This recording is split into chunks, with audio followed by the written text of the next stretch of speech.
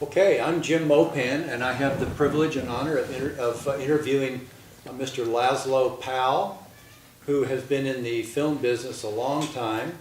And Mr. Powell, would you tell us how long you've been in the film industry, when you started, and what you're currently doing? That will date me, if I tell you exactly when I started, then people say that, what is this old guy doing, why shouldn't he, why didn't he retire already?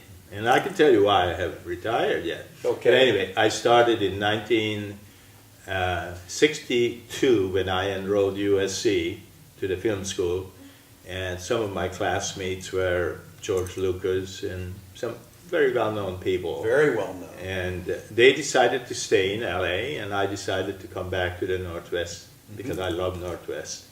So, and then so I spent 6 years actually producing documentaries for the networks, and that really gave me a training. And because television works such a way that you have to turn out a show in every month, Right. so really didn't have the luxury of spending a year or 6 months on one show. So after working for 6 years for the television networks, I decided if I can do it for them, I can do it for myself. So I set up my own company in 1969. And I've been in business ever since. And as you know, our business is a very high-risk business. And if you mismanage one project or you get sued for something, you're going to be out of business. So I survived basically since 1969 Well, excellent. without a lawsuit, so Excellent. without any problems. Well, I've read your resume and looked at your website. You've done some very interesting films. So welcome to the 14th Port Townsend Film Festival. It's not the first time I've been here, I and bet I it's will not. be, and I guarantee you it won't be the last time either. Let me ask you about your current film, the one you're showing here. What inspired you to make a film about Lou Whitaker?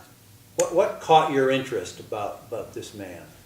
Well, again, we have to go back to 1982. 1982, Lou heard about me, that I'm a relatively good documentary filmmaker, and he gave me a call and said, Laszlo, I would love to have you come with us to Mount Everest, because he received a permit from the Chinese government to be the first U.S. Western team to be able to climb from the north side of Everest, the north face of Everest, which is the Tibetan side. Prior to that, because of the political situation, the Chinese government did not allow any Westerners to climb on that side. So Lou was able to get that permit, and I saw that it's an incredible challenge to be able to do the first film, through Tibet and China, going through China to get to Tibet. And he asked me if I would consider doing that documentary, and I was excited, but it was very difficult to raise the money, at that time. As a matter of fact, when we came back with the film, I was trying to contact ABC, Wide Board of Sports, and so on, various different networks. And the first questions they asked me of how many people made it to the summit. And in the 1982 expedition, unfortunately, nobody made it to the summit. So the guy from ABC Wide Board of Sports, he said, give us a call when somebody makes it to the summit. I mean, that used to be the attitude of a lot of people. Yeah. And fortunately, I was able to get in touch with Robert Redford. And Redford looked at the rough cut of the film, and he says, I will narrate it. When do you want to do it? I said, I would love you to do it, do the narration, because it would enhance the possibility that might get distribution, even though nobody made it to the summit. So Redford narrated it. I recut the new narration into it, and PBS picked it up right away. And we got an Emmy Award, one of the first Emmy Awards actually I got at that time. Excellent. And so that's kind of the history of that. And then in 1984, I went back with Lou again, and it's pretty well the same team. A couple of people were added to it.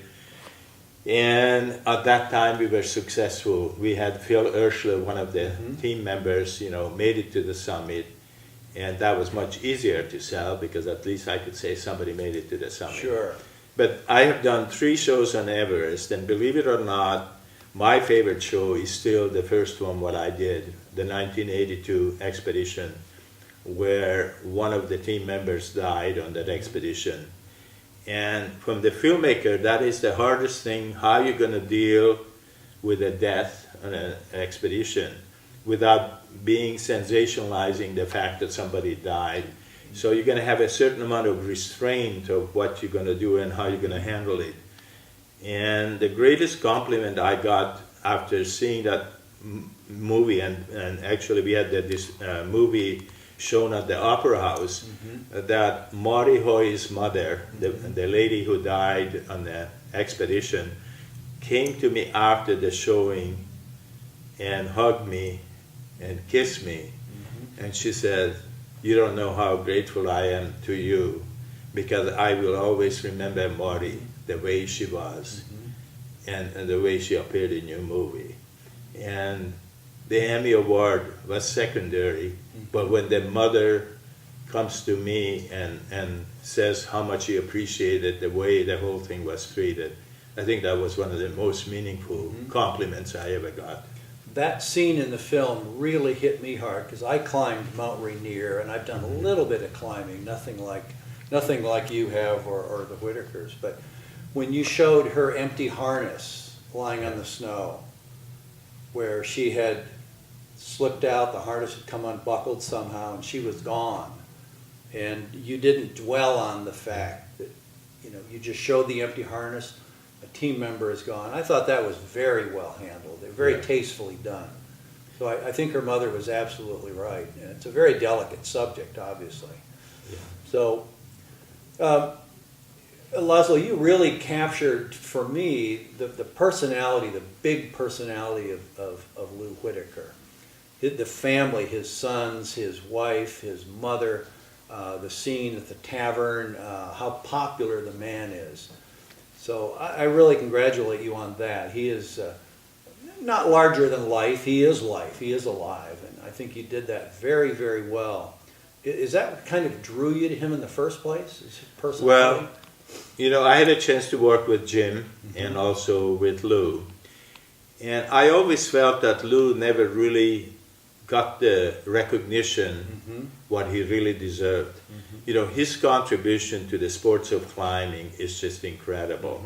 If you look at all the people who were his guides and what happened to those people, they all start out there at RMI, and Lou trains them, Lou picks them, and so on. And they all have incredible accomplishments. Some of them have climbed Everest 14 times. Ed Wisters was the first person to climb all of the major 8,000 peaks without oxygen. And Ed Wister started out with him. I mean, it's just like incredible, and how much he contributed to the success of all the other climbers and promoting the sport of climbing, telling people that don't let your kids sit next to the video game and play all day with that. Send them out in the nature, teach them about the trees, teach them about life out there in nature. And to me, that's such an incredibly positive message, and that kind of a message is so important today. It's very important today. Because what's happening today's generation, and I'm not trying to talk like an old person, but I'm talking my kids and my grandkids. We're trying to inspire them to do the same thing what we have done. And my daughter, when she was growing up, she was always complaining about, "Dad, you don't let me to watch the cartoons on Saturday morning." And I said, "Not until Mr. Rogers come on at 4 o'clock in the afternoon." And the funny thing is, at that time they were complaining, and now their daughter and son going through the same kind of restrictive parental guidance than what I gave them. So something what I inspired them with stayed with them, and they carried on the other generation. Very good. I know what you mean about getting kids out of doors. And when I was a child, in your age category, we didn't have computers, cell phones, iPhones. We had a black and white TV that didn't work most of the time, and we were forced to go outside and play. There were no indoor options to speak of other than reading a book. So I think that's a very important point. If you would describe for me, what are the challenges? I know you've done a lot of films on sailboats. You've done Alaska, the Iditarod. What are the various challenges that you faced in the mountains? Snow and ice and wind and rain. How does that affect your plans for the film and how it actually turns out? Well, if you go back to 1982, you have to realize that the equipment we had in 1982 is nothing comparable than what we have today. Mm-hmm. Here we have cameras which weigh about 2 pounds or 3 pounds. Mm-hmm. Okay, we were using film cameras back in 82, 84, and even in 1990s. And that's when video cameras finally took off, and they got to be smaller and smaller. But actuality, when I was doing the sailing shows, the 3 sailing shows I mentioned to you before, these were around-the-board sailboat races, I was still shooting with a Betacam.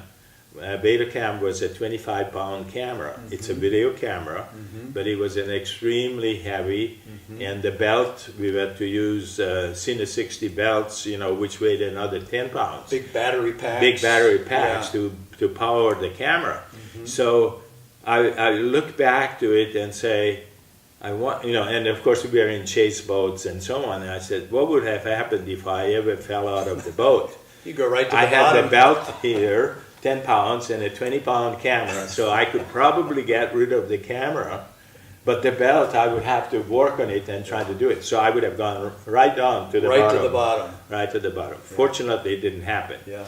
But at that time, to do those films, what I did is I equipped all the sailboats with video cameras. Mm-hmm. So the sailors themselves could actually shoot the footage when it was happening. Mm-hmm. And that gave us the most exciting footage. I mean, we had footage, a guy trying to get into Sydney for Christmas so he could go home to France. And he sailed day and night without sleeping and eventually ended up on the rocks before he got to Sydney. So, and we had that footage because when he woke up, he was getting to the beach. And when that happens and you have that footage, it's incredible. We had a Russian guy who was actually had to operate on himself. His arm got gangrene coming in because he hurt his arm and he started to take aspirin, and then he had to operate on himself 1,500 miles from Cape Town. So being able to shoot having this kind of dramatic footage, which is not the same as what we call, quote, reality shows today. Right. If anybody knows about reality shows, I know enough about it because a lot of my students actually ended up working on reality shows because they have 12 cameramen and then they have a bunch of girls in bikinis and a bunch of hairy-chested guys, looking at them, and that's what reality shows are today. So I'm sorry to offend anybody who's watching them, but that is the state of filmmaking.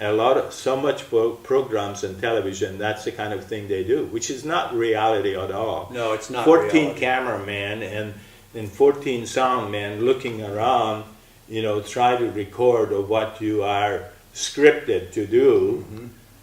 That's not reality. Reality is what happens on the mountain when somebody gets into trouble, and being able to capture that moment or somehow cinematically describe that moment, that is what I call reality. Well, I want to congratulate you. You did an excellent job on this film. I personally really enjoyed it, and I know a lot of people I've spoken to have. So thank you very much for being at our film festival. And it's a pleasure to be here in Port Townsend. I've been here before, and I will be back here again. Good, again. Laszlo. Thank you very much. Thank you.